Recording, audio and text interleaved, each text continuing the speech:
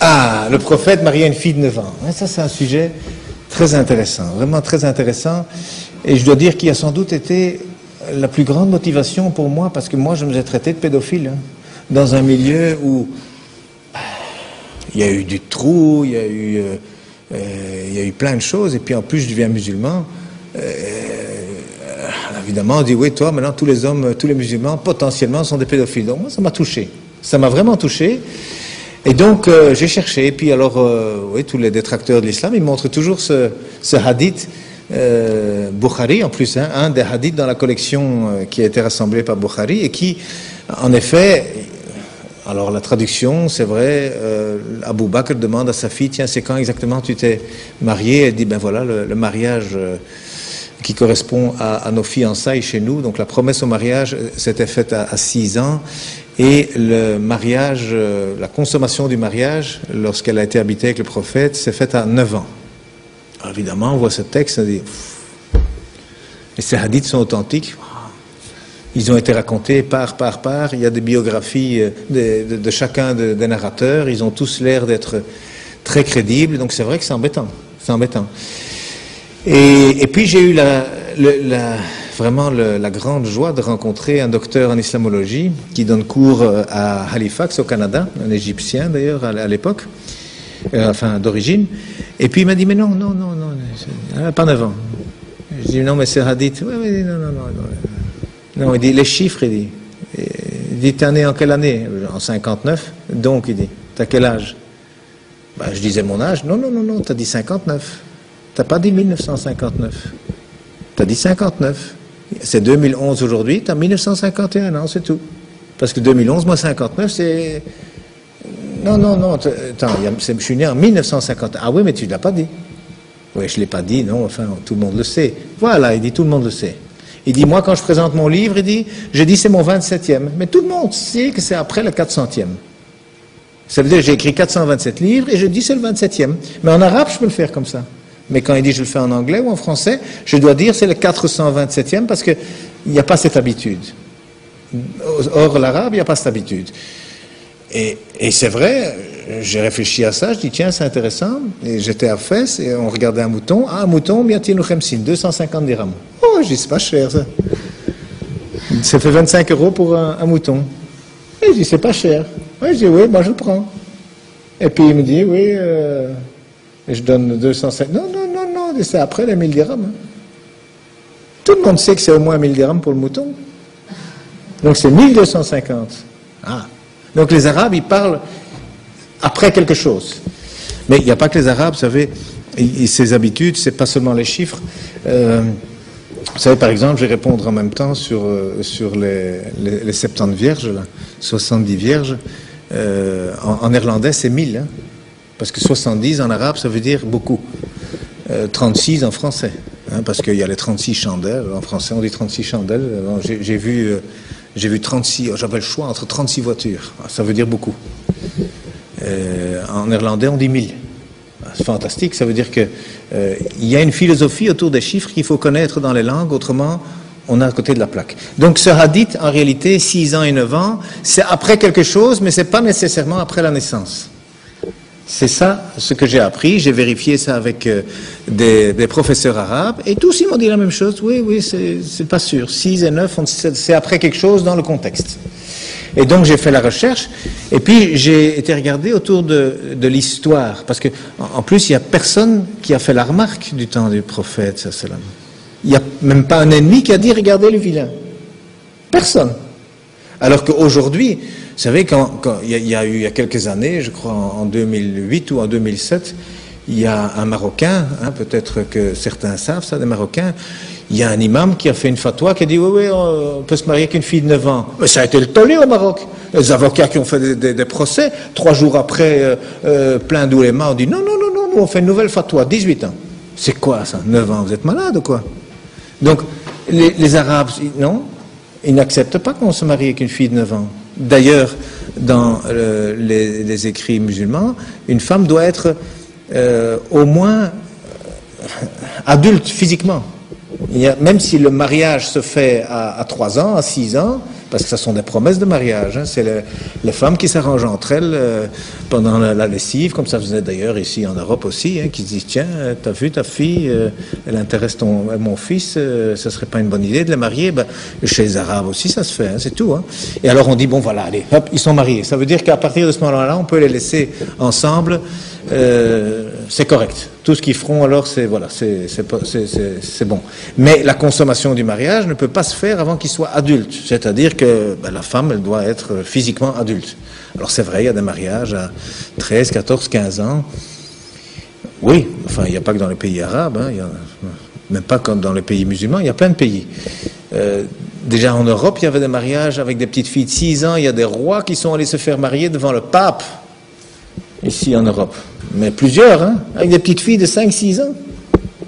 Et eux, ils le prenaient chez eux à la maison. Hein. Bon, c'est pas le catholicisme. Hein. Quand on voit maintenant les scandales qu'il y a, c'est clairement contre l'éthique chrétienne de faire toutes ces histoires. Un adulte ne va pas dans le pantalon des enfants, ça ne va pas. Donc ça veut dire que dans cette histoire musulmane, ça n'est pas accepté non plus, et pourtant il n'y a pas eu de critique. Pas un livre, rien. Pas un ami qui a dit au prophète, attention, qu'est-ce que tu fais? Attends, tu te rends compte, tu es l'exemple pour toute l'humanité jusqu'à l'éternité. Ne fais pas ça. Non, rien. Personne n'a rien dit. Donc, ça veut dire que c'est peu crédible. C'est très peu crédible. Et puis alors, finalement, je suis allé voir dans les livres d'histoire autour. Et puis alors, on voit qu'il y a une sœur Asma. Il y a des parents, le père Abou Bakr, qui est le premier converti. Le premier compagnon du prophète, et alors il y a les dates.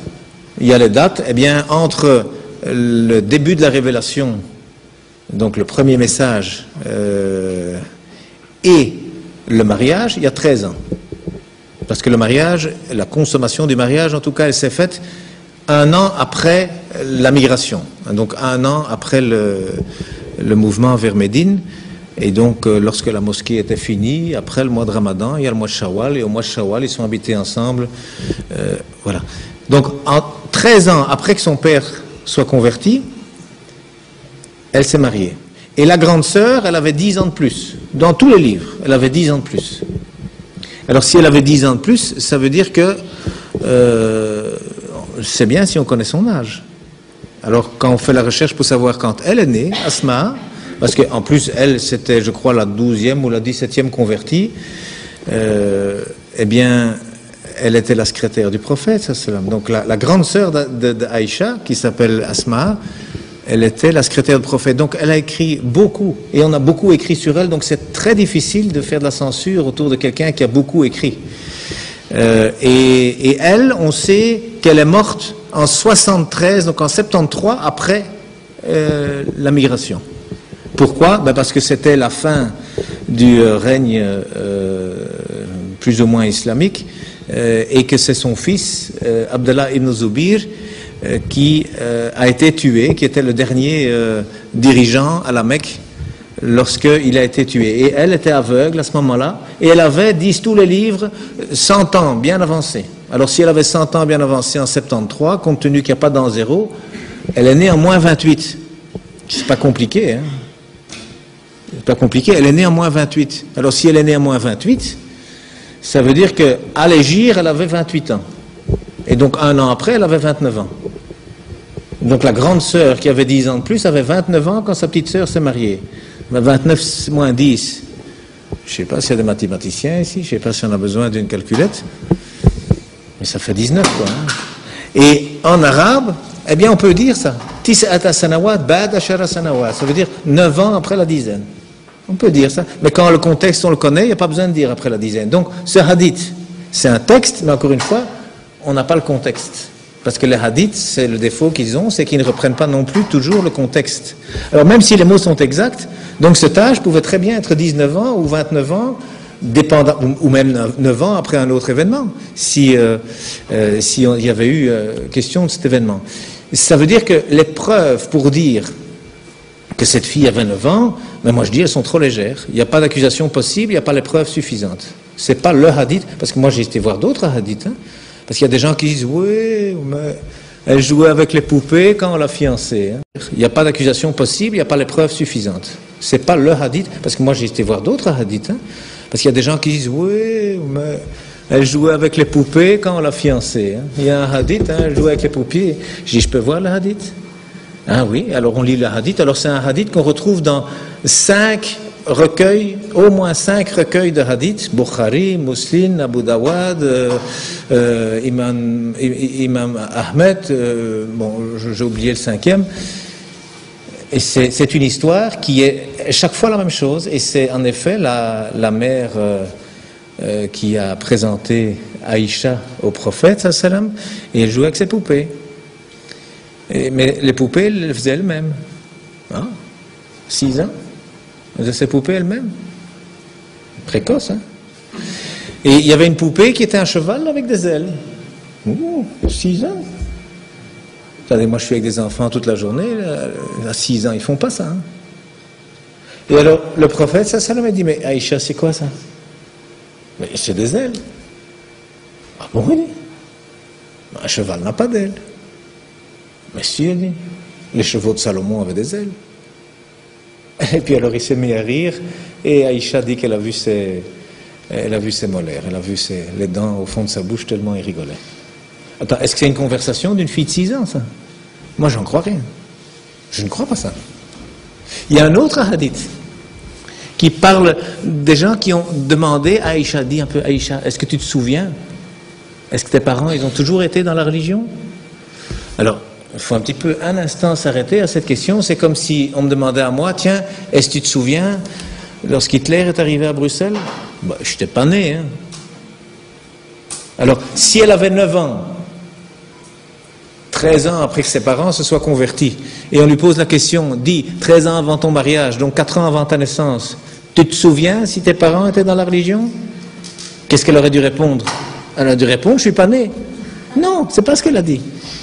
Elle a dit, aussi loin que je me souvienne, mes parents ont toujours été dans la religion. Alors les souvenirs sur la religion, c'est quoi? C'est 5-6 ans? Et donc, 5-6 ans plus 13 ans, ça fait 19 ans. On arrive toujours au même chiffre. Donc non, il n'y a pas les preuves suffisantes.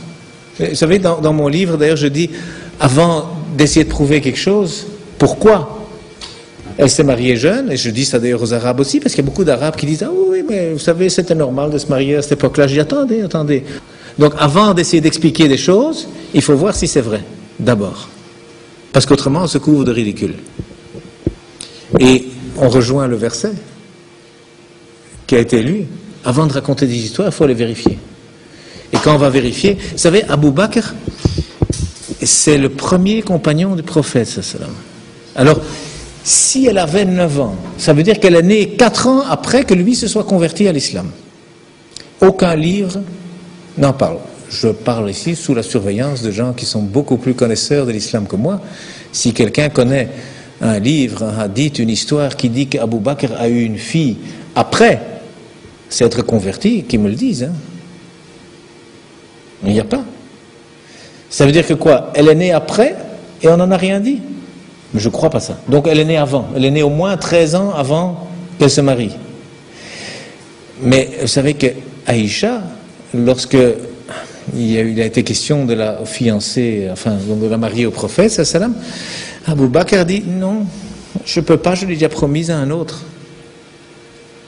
Elle était déjà fiancée à un homme qui combattait l'islam. Alors quoi, Abu Bakr, lui, il s'est converti à l'islam, et puis 4 ans après, il a eu une fille, et puis encore après, il a fiancé sa fille à un combattant de l'islam. Je veux dire, il n'y a rien de logique dans tout ça. C'est impossible. Ça veut dire qu'elle est née longtemps avant la révélation. D'ailleurs, il y a même Tabari qui dit, oui, elle est née 5 ans avant la révélation. Et donc 5 ans, plus 13 ans, ça fait 18 ans, donc 18, 19, dépendamment des anniversaires. Ça veut dire que oui, il y a un hadith, qui dit qu'elle avait 9 ans, mais où on peut expliquer éventuellement que c'est peut-être 9 ans après quelque chose d'autre, pas nécessairement après la naissance. Et donc moi je dis simplement, il n'y a pas de preuve suffisante pour accuser le prophète sallam de pédophilie. C'est tout ce que je dis. Moi je ne vais rien prouver, mais il n'y a pas la preuve qu'elle avait 9 ans. Oui. Alors, un autre sujet, enfin, oui.